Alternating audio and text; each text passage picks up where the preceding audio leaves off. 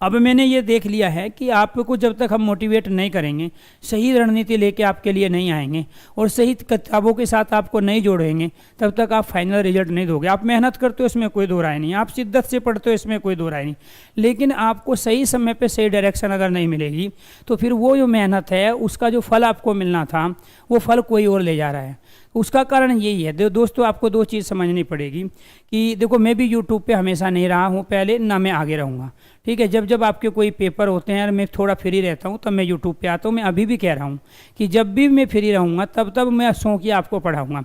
आगे भी मैं ये कंटिन्यू नहीं है कि मैं आगे 1 साल 2 साल पढ़ाऊँगा, मैं पहले ही कह के चल रहा हूँ, क्योंकि मैं ये मानता हूँ कि मेरे से अच्छे अच्छे टीचर बहुत सारे यूट्यूब पर पढ़ा रहे हैं और उनसे आप पढ़ ही लोगे, ठीक है। क्योंकि जो बच्चे मुझे कहते हैं सर जी आप तो बीच में गायब हो जाते हो, तो इसका या तो ये कहोगे सबसे बढ़िया मैं पढ़ा रहा हूँ और मेरी ज़रूरत है आपको, या फिर आप ये मत कहा करो सर जी आप तो गायब हो गए, क्योंकि जब मेरे अलावा मेरे भाई पढ़ा रहे हैं तो आप उनसे पढ़ के रिजल्ट दो।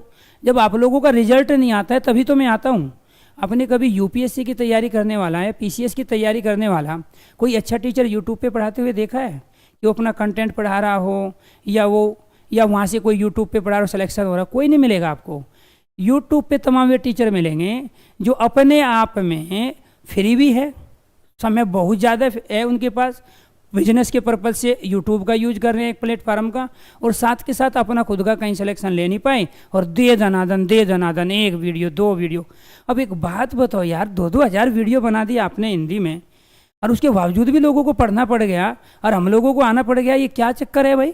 2000 वीडियो हिंदी की बनाने के बावजूद भी लोगों का सिलेक्शन नहीं करा पाए और लोगों को अपने पास नहीं जोड़ पाए। अच्छा टीचर कोई है यूपीएससी वाला यूट्यूब पे पढ़ा रहा हो, बस उसकी वो मिलेगी वीडियो जो मनोरंजन की है, जो उसने लेक्चर अटेंड किए हैं ना ऑफलाइन क्लास में या ऑनलाइन क्लास में ऐप पे, और उसमें से शॉर्ट वीडियो आएगी जो मनोरंजन करेगी आपको, क्योंकि आपको चाहिए ही मनोरंजन। आपको चुटकुले वाला टीचर चाहिए, आपको कंटेंट वाला टीचर चाहिए नहीं। अगर मैं यहाँ थ्योरी पढ़ाने शुरू कर दूंगा आपको झपकी आ जाएगी, ठीक है, आपको नींद आने लगेगी, जबाई आ जाएगी, पैर आपको फैलाने के लिए स्पेस चाहिएगा। तो इसीलिए जो अच्छे टीचर है वो यूट्यूब पे नहीं आ पाते, क्योंकि जो बच्चा है ना वो है ही नहीं मैच्योर। बच्चे को सिलेक्शन चाहिए नहीं, बस एग्जाम में फार्म भरना है और फार्म भर के अपने तोते उड़ाने हैं। मैं इसको छोड़ूंगा नहीं, इसको तो फाड़ के रख दूंगा, मैथ को तो चाट जाऊंगा, रीजनिंग तो मेरे दादा परदादा का सब्जेक्ट रहा है, पूर्वजों मेरे रीजनिंग में ही जो है पले बड़े हैं, और हिंदी तो मेरी मातृभाषा है। तो इसीलिए मैं बीच बीच में से गायब हो जाता हूँ और कंटिन्यू नहीं रहता हूँ। तो लेकिन जब मैं क्लास दूंगा शिद्दत के साथ दूंगा और ये दावे के साथ कहूँगा कि जब भी आपका पेपर होगा इन्हीं वीडियो में से क्वेश्चन आएंगे। जब मैं गायब हो गया तो मुझे दोष आप तब दोगे जिस दिन मैं क्लास नहीं लूँगा, अगर मेरी आपने सारी क्लास सुन ली हो। समस्या क्या है, जो क्लास ऑलरेडी मैं बना चुका हूँ उससे बाहर कुछ आना नहीं है। कोई भी पेपर हाल फिलहाल हुआ उठा के देख लो, लेकिन सारी क्लास कोई नहीं लेगा। आपको तो चुटकुले चाहिए ना, टीचरों के चेहरे में जो चमक है वो चमक आपको देखनी है, टीचर के आपको दर्शन करने। टीचर तो भगवान बना दिया आपने, और ऐसे ऐसे टीचर भगवान बना दिए कि वो आपके ब्रेन में ऐसी ऐसी चीज़ें छोड़ के जाते हैं आप उससे बाहर निकल ही नहीं पाते। और फिर कहोगे सर जी आप तो बात कर रहे हो। अब देखो वो मैं किसी की बुराई नहीं करूँगा, ठीक है, क्योंकि मैं पैदाइश टीचर हूँ, बाकी तो बाद में बने, बड़े होकर टीचर बने, मैं पैदा ही टीचर हुआ था, ठीक है। तो इसीलिए मैं उस चक्कर में नहीं जाऊँगा। ऐसा कोई भी आपको मैटर दूंगा ही नहीं जिसके बारे में आपके 2-3 दिन खराब हो जाए और उसी के बारे में सोचे रहो।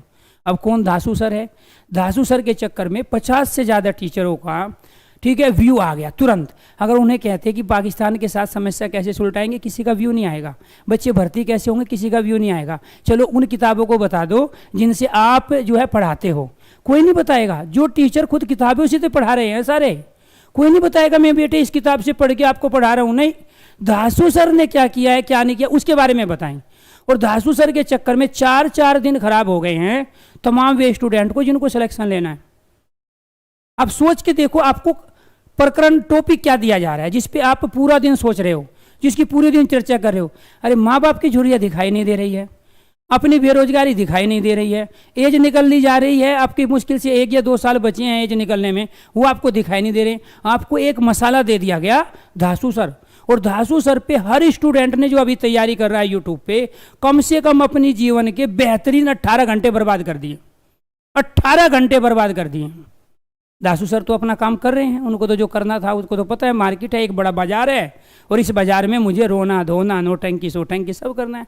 बहुत सारी लड़कियां हैं, टीचर बोलती है अपने आप को शिक्षिका, ये बोलती है मैं महिलाओं के लिए काम कर रही हूँ, और चमक धमक के मेकअप करके जैसे शादी की पार्टी में जा रहे, ऐसे टीचर बनते हैं?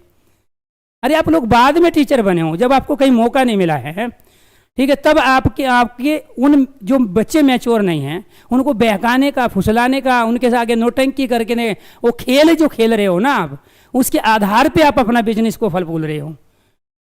हम तो पहले से ऑलरेडी इन तमाम चीज़ों में ऑफलाइन में थे, ऑनलाइन में थे, कर ही रहे थे हम काम। हमें ज़रूरत नहीं थी, हमें ज़रूरत इसलिए पड़ी क्योंकि हमसे जो बच्चा पढ़ा था उसको रिवीजन करना था, इसलिए हम उसका रिवीजन कराते हैं, गायब हो जाते हैं, रिवीजन कराते हैं, गायब हो जाते हैं।